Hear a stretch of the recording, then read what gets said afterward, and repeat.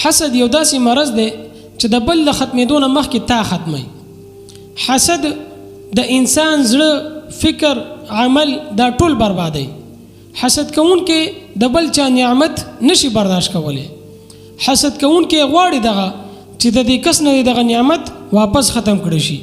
یعنی الله رب چې په چا باندې احسان وکړي، فضل پې وکړي او نعمت ولا ورکړي، نو دا حسد کوونکې هغه نشي برداشت کولی. نو عزتمندو حدیث کې راځي نبی علیه الصلاۃ والسلام فرمایلی دي چې حسد نیکه داسې ختمي لکه څنګه چې هور لرګي ختمي. نو عزتمندو حسد سره زموږ اعمال چې کم نیک اعمال له هغه ختميږي. نو د حسد نه ځان وساتئ. حسد یو څو نقصانات دي چې دا درته بیانوم. حسد چې دی د ټولو نه اول د زړه سکون ختمي. حسد کوونکی به بې سکونه وي.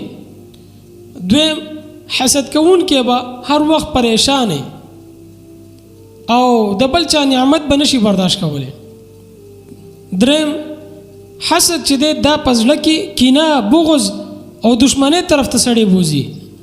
څلورم، د شکر احساس ختمي. نینی دا سړی به هر وخت ناشکر دی به شکر نشي وسته حسد کوونکی. پنځم، غیبت، چغلخوري او دغه شانتي نورو ګناهونو طرف ته دغه انسان بوزي. دی به هر وخت په غیبت او چغلخوري کې او په نورو ګناهونو کې اخته وي د حسد کوونکی. او شپږم، د نیکو چې کم اجر دی هغه ټول په ټول ختمي.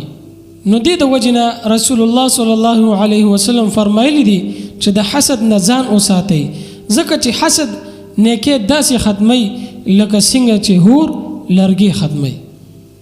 نو حسد سره زموږ ټول نیک اعمال بربادېږي او حسد کوونکي ته د حسد د وجې نه هیڅ هم په لاس نه ورځي ګوري، بلکې د بل ته نقصان رسولو نه اول دی ختمي. نو د حسد نه به موږ څنګه بچ کېږو عزتمندو؟ څه چې موږ ته الله را کړي دي اول په هغې باندې راضي کېدل، د نورو خلکو دپاره د خیر دعاګانې غوښتل، سحر او ماښام اذکار کول او د سورې فلق او سورې ناس تلاوت کول، په خپلو نعمتونو باندې د الله شکر ویستل، که چېرې ښه شیز وویني نو په هغې باندې ماشاء الله ویل.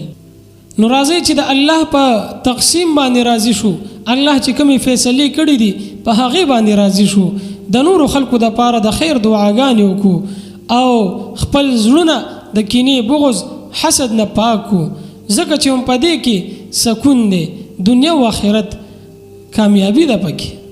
نو الله رب العزت دې موږ ټول د حسد نه وساتي او د هر قسم ګناهونو نه دې الله رب العزت موږ ټول محفوظ کړي.